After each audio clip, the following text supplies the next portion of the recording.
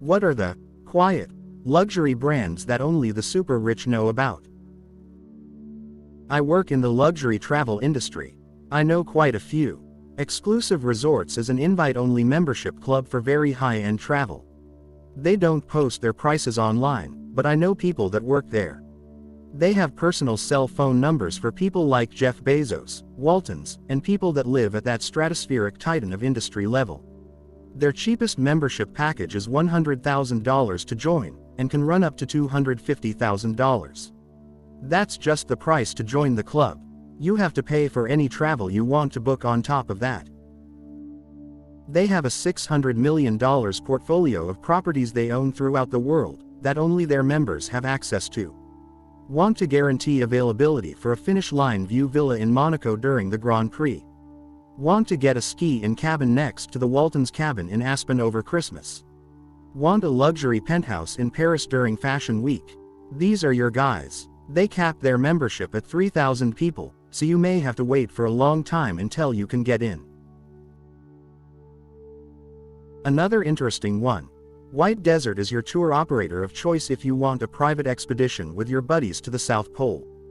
Their packages can run $100,000 plus per person for a private jet to their base camp on the Antarctica Plateau and then another custom-built ski plane transfer to their camp on the South Pole. A friend took me to an Inspirato property in Vail and it was amazing. The stocked kitchen and complimentary bar, lounge. Dot and I worked at a Relais and Chateau with Michelin star restaurant for years and it still impressed me. Duxiana. For people who can buy a mattress that costs as much as a car. I went with my wife mattress shopping. Duxiana has a shop in my town, so we went. They have less expensive beds, but the minute you lay down on their most premium bed, the first thing that came to mind for both of us was, well, I can see why this is worth $10,000. And that was like 10 years ago. I tell you all, this bed was astoundingly comfortable and also modular and could have old bits replaced without buying a full mattress again. So, if you think about it this way, that the bed would last 20 plus years, and with only nominal maintenance, it is kind of a great value, but the upfront costs are high. Also, I read there's a NYC Duxiana store which is actually also a bed and breakfast where you can stay in a nice room on the nice bed and decide if you think it's worth the money. I love this idea. Tailors on Seville Row. Wealthy people get their clothes custom made. I remember watching a news video of Prince William talking with locals in a hospital. The conversation turned to how the prince's son, Prince George, was doing.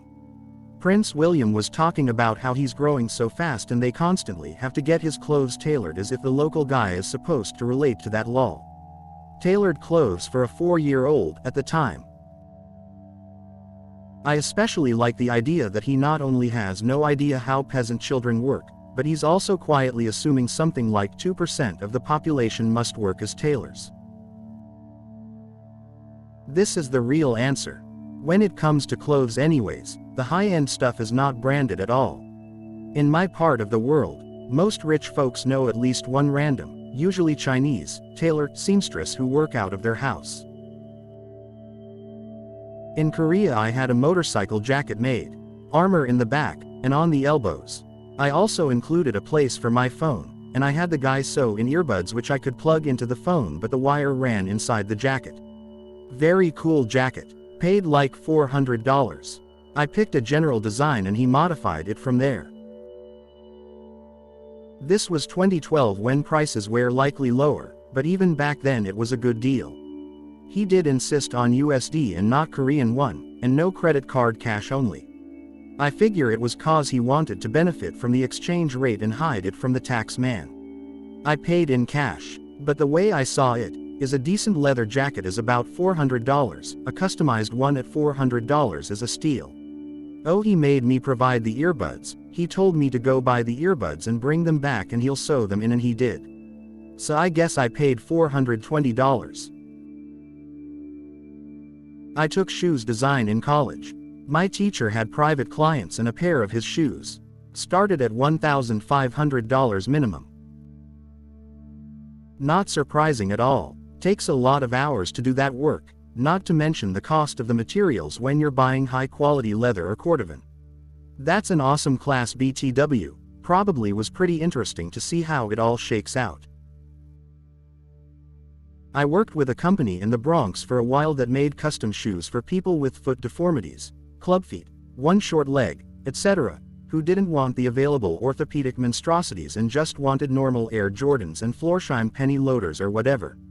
They'd 3D Sean the person's legs, carve a model out of a plaster buck on a CNC lathe, and then their teams of skilled leather workers and cobblers would deconstruct the provided shoes and create the closest thing they could that accounted for the customer's issue.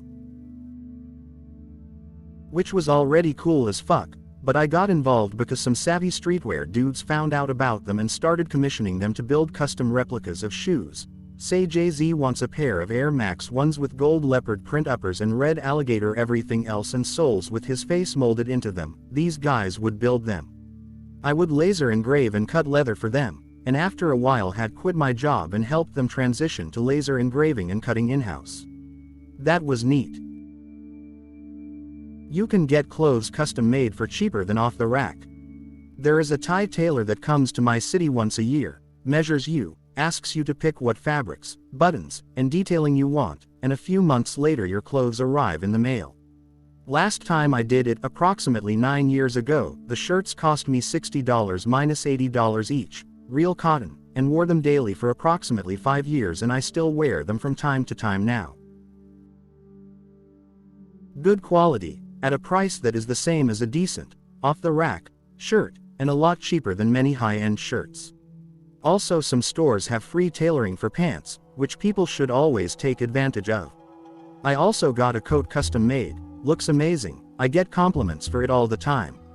Yes, it was $300, but again, it has lasted me a long time. It is real wool, and a cheap ill-fitting all-wool coat back then cost at least $200, so $300 for a coat that I've worn for nearly a decade isn't half bad. TLDR, over the long term, tailored clothing can be cheaper than off the rack. John Law Bootmaker in St. James. Make beautiful handmade shoes for royalty, celebrities and rich types. They are well known but not a household name. I found a pair of JL riding boots for $300. They retail for $10,000. Was with a friend at an equine consignment shop. Saw these boots on the shelf and the leather looked like good quality, so touched them. Wow. The quality of the leather is astounding. Pulled them off the shelf and saw the royal warrant. They fit my friend and she bought them. When we went to pay, the shopkeeper admitted those boots slipped by them. My friend contacted JL and they told her the custom boots trees had been made for them, but were not with the boots.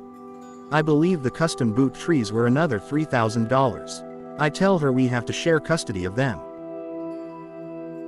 I had a rich friend once tell me that Gucci is what poor people think rich people wear. Since then I noticed that all of her clothes fit perfect, but she never has logos on anything. I read that the reason celebrities look so much better in their clothes is that everything is fitted. I had a coworker who came from money and he would shop at thrift stores for vintage clothing and then would spend 5 to 10x the cost of the item to get it tailored to fit him perfectly. Few people knew he was rich. He would just say he shopped at thrift stores. But all the women at my company were just gaga over him. He always looked so put together. That, and he was also a nader boxer who rode vintage motorcycles, had a pilot's license, etc. Pretty much the stereotype of the Hollywood leading man. To add to what you said, my friend's younger brother was a professional athlete for about 10 years. He wasn't a superstar or anything, but he made enough money during his time playing that he was able to retire comfortably after his time playing and doesn't need to work the rest of his life. He hated every minute of his time as a professional athlete. He now works as a carpenter and loves it. He always says he doesn't understand why his coworkers complain about their job all the time. He fails to realize that his coworkers depend on their job to make a living. Whenever he gets in an argument with someone at work, he quits, leaves, or just calls in if he doesn't feel like working or has better things to do. His colleagues don't have that option. Good guy, just out of touch. I have a friend that is not by any means super wealthy or anything. His grandpa had him set up with a trust fund that manages things for him. His apartment lease, basic bills, etc. Those are controlled by the trust. He does not have direct access to the money in it. He gets a stipend that is roughly $1,000 direct deposited into his bank every month on the first of the month. What he does with that money is for him to decide. Groceries and whatnot are sort of covered by the people that run the trust, so the basic stuff is completely covered for him. I mean, there are plenty of services that make his life cushy. Stuff gets delivered, his laundry is taken care of, same as cleaning, etc. So my friend does not need to work or do anything at all for the rest of his life. He won't ever live in super luxury, but he will not starve or be homeless, or really want for much. He has had all sorts of jobs as a fun activity, everything from Starbucks barista to law office clerk. And you were right, whenever he is too bored with the job, or is pissed, he just walks away. He does spend long stretches doing nothing, never really leaving his act, but when he has a job it's for entertainment. And the clothing trick, it is something he does do. He was a consultant at the tech company I worked for. He wasn't old money. His dad was very high up at a huge pharmaceutical company, so he was raised with some work ethic. In high school my brother had a friend who we made fun of see he had a 3 at the end of his name. Really nice guy, drove an old Chevy Suburban. Later we found out that his dad was the CEO of one of the largest lumber companies in the US and then became CEO of one of the largest airlines. Turns out I've worked with several people whose families were extremely wealthy. Not just rich, but they've been written about rich. One person donated their house and the city turned it into a public park. But you'd never know it from their lifestyles. This was a while ago, so perhaps if they were raised in the Instagram generation they may have turned out differently. BTW, it may sound like I must be rich too being around these people, but I can assure you that I'm far from it. Far, far, far from it. That's why it was so surprising when we found out about their families. Like, what were they doing slumming with us?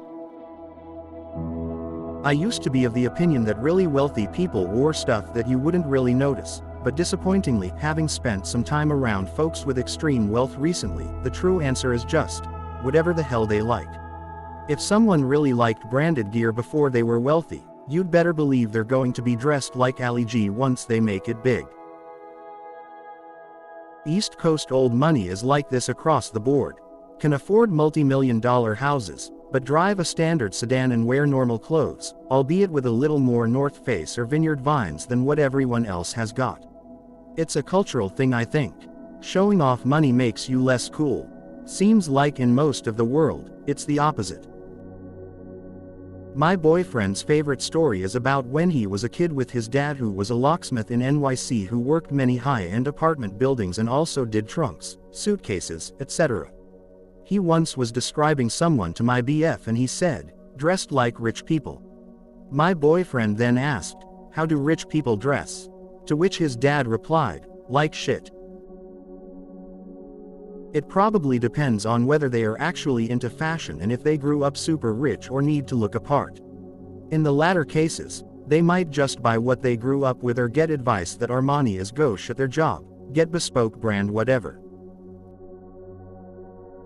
Only true if they like cars.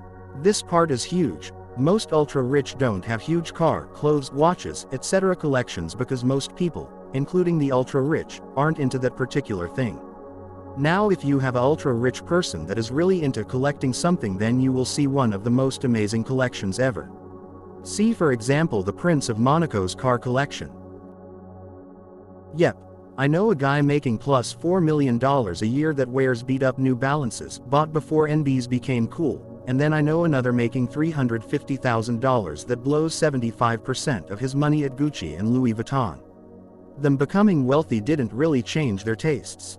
In fact, the guy wearing the New Balances grew up a lot more well-off than my Gucci-loving friend. I saw something online the other day of a place in a prime spot in Manhattan that sells old maps and globes. It's a very niche product and very expensive, but because of its location, reputation, it has attracted an insanely wealthy customer base. Buy a copy of the Robb Report magazine at a bookstore and marvel at the insane ads in the back for private jets, yacht brokers, military-level trained personal protection Belgian Malinois Guardian dogs, personal protection security firms staffed by former U.S. Secret Service and retired Tier 1 operators only in their early 40s and fit with 20 years experience, and even crazier stuff. PFF buying a $400 pair of jeans is pedestrian when you have Taylor Swift money and roll in 2 fully armored Escalades and are escorted on errands by a phalanx of guys in black polo shirts and jeans who have been places and done things in sandy countries that are still classified. I know one of the Rob Report's old writers. Dude waited tables at the Olive Garden on the weekends to make extra money. One day we were chatting about how much he made writing for the Rob Report and I was blown away how little he was paid. I had a roommate who wrote for the Weekly World News, the bad boy tabloid you used to see in supermarkets, and that dude made more than the Rob Report writer. Almost all of the well-known luxury brands have several lines. The ones with logos all over them are typically the cheapest. I'm looking at LV, Gucci, etc., which is why they're so common. The same companies will have more exclusive lines that are much more expensive, usually more classic in style, and they're not covered in logos, so you'd never know what brand they are unless you're really into that kind of thing. For example, my wife wanted to buy me a nice wallet, so we went to the LV shop. I liked one that had no logo on the exterior of it, just simple gray leather, and it cost twice as much as the ones with LV stamped all over them. This is hilarious, but I think it's also about who you're marketing to. Truly wealthy people are mostly not trying to advertise their wealth. The nouveau riche and people trying to look rich want to have that logo prominently displayed so you know they have that fancy brand. In other words, fake rich people want those logos _ plastered everywhere. Real rich people just want quality and subtle style. All the wealthy folks I know fall into one of 2 categories.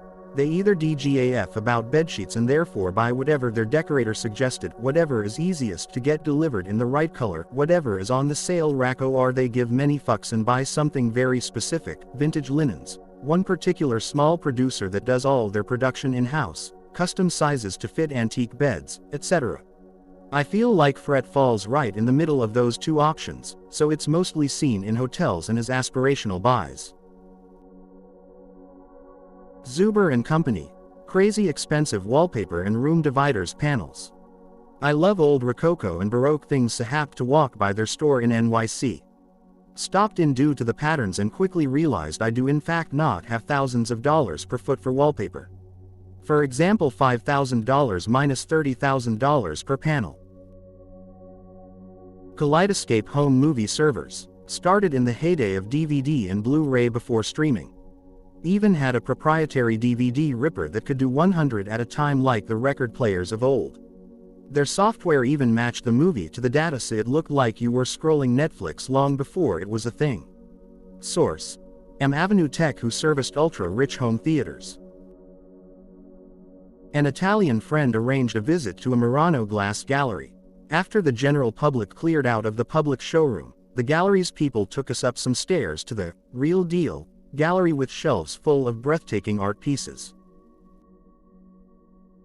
We admired one vase on a shelf, but were told that it would never be offered for sale. It was too important as part of the island's legacy and heritage. I think that the way we zeroed in on it somehow convinced them that we were top art dealers, in stealth mode. For the rest of the afternoon, we were treated like VIPs. What a day that was.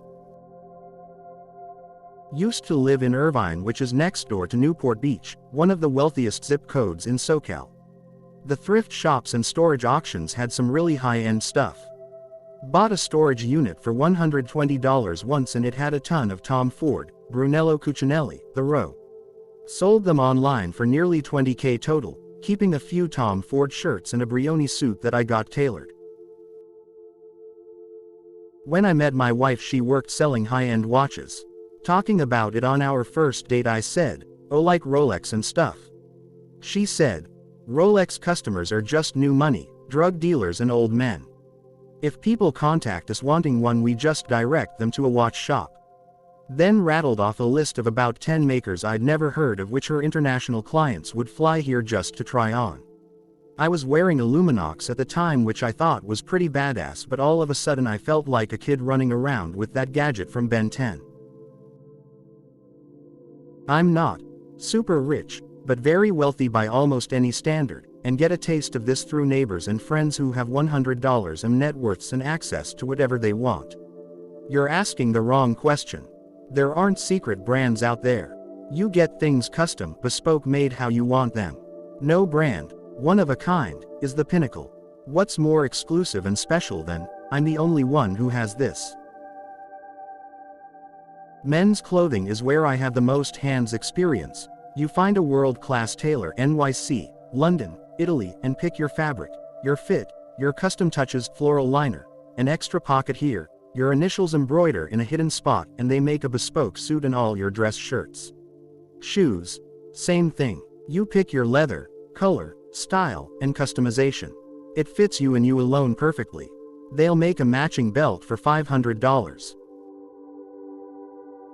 Interior design. You hire somebody to scour their extended network to find the artisan in Morocco that's hand-making green glazed tiles that perfectly match the wallpaper you love for the bathroom reno, and you'll happily pay $30 per tile because there's a unique story and you can't just order it from a brand.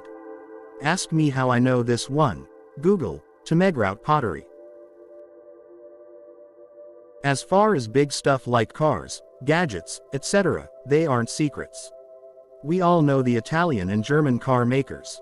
It's not exactly quiet, but the richest guys I know drive things like SLs and 911s, not Ferraris and Lambos. They are seen as gaudy where I am.